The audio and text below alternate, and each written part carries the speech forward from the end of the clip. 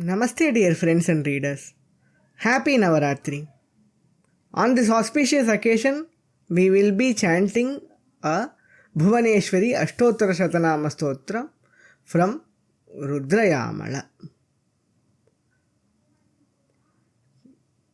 Atha Stotram Kailasashikare Ramye Nana Ratnopashobhite नरनारीहितार्थाय शिवं पप्रच्छ पार्वती देव्युवाच भुवनेशी महाविद्या नाम्नामष्टोत्तरं शतं कथयस्व महादेव यद्यहं तव वल्लभा।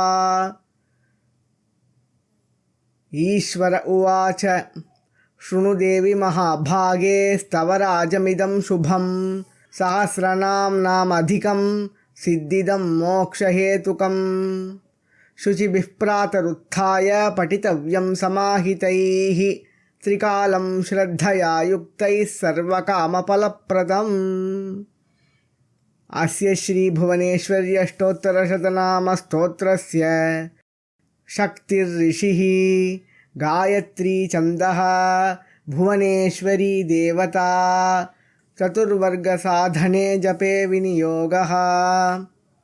ॐ महामाया महाविद्या महाभोगा महोत्कटा माहेश्वरी कुमारी च ब्रह्माणी ब्रह्मरूपिणी वागीश्वरी योगरूपा योगिनी कोटिसेविता जया च विजया चैव कौमारी सर्वमंगला हिंगुला च विलासी च ज्वालिनी ज्वालरूपिणी ईश्वरी क्रूरसंहारी कुलमार्गप्रदायिनी वैष्णवी सुभगाकारा सुकुल्या कुलपूजिता वामांगा वामचारा च वामदेवप्रिया तथा डाकिनी योगिनी रूपा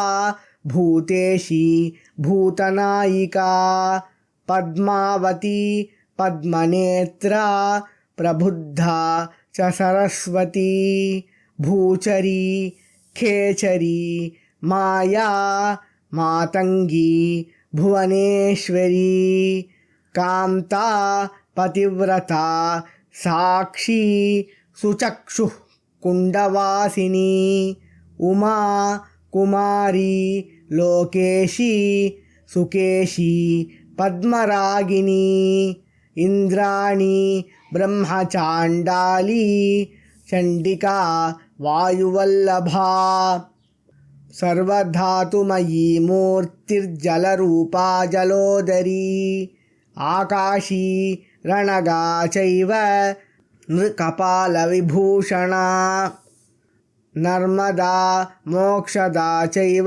धर्मकामार्थदायिनी गायत्री चाथ सावित्री त्रिसन्ध्या तीर्थगामिनी अष्टमी नवमी चैव दशमी एकादशी तथा पौर्णमासी कुहूरूपा तिथिमूर्तिस्वरूपिणी सुरारिनाशकारी च उग्ररूपा च वत्सला अनला अर्धमात्रा च अरुणा पीतलोचना लज्जा सरस्वती विद्या भवानी पापनाशिनी नागपाशधरा मूर्तिरगाधा धृतकुंडला क्षत्ररूपा क्षयकरी तेजस्विनी शुचिस्मिता अव्यक्ता व्यक्तलोका च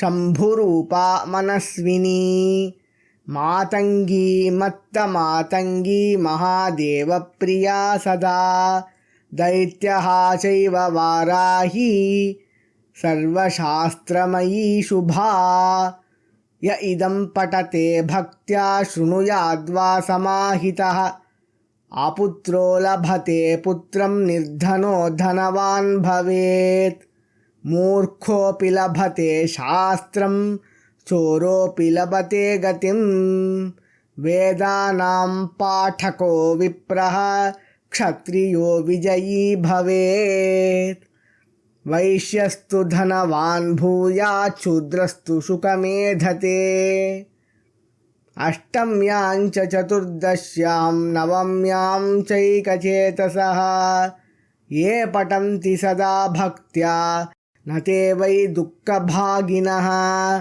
एककालं द्विकालं वा त्रिकालं वा चतुर्थकं ये पठन्ति सदा भक्त्या स्वर्गलोके च पूजिताः रुद्रं दृष्ट्वा यथा देवाः पन्नगा गरुडं यथा शत्रवः प्रपलायन्ते तस्य वक्त्रविलोकनात् इति श्रीरुद्रयामळे देवी शङ्करसंवादे श्रीभुवनेश्वरी अष्टोत्तरशतनामस्तोत्रम्.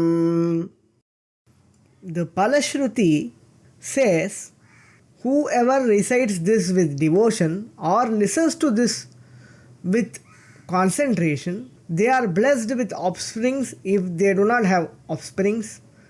They are blessed with wealth if they are poor, or even fools are blessed with wisdom and they attain the Shastra. Even a robber gets a shelter in the feet of Goddess Bhuvaneshwari. The Vipras attain the knowledge of the Vedas. Kings and warriors attain victory. Traders attain wealth and resources. And Shudras attain happiness and pleasure.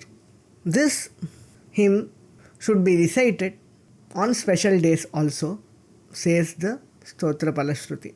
Whoever recites this stotra on the day of Ashtami, the 8th lunar day, Chaturdashi, the 14th lunar day, or Navami, the 9th lunar day, with single pointed concentration and devotion, they are not subjected to sorrows. One who recites it once a day, or 2 times a day, or 3 times a day, or 4 times during 4 time periods, or 3 time periods, or 2 time periods, or 1 time respectively, with devotion, they are respected and revered even in the heaven, just like the gods fear Rudra in the time of dissolution, and just like the serpents fear Garuda and run away.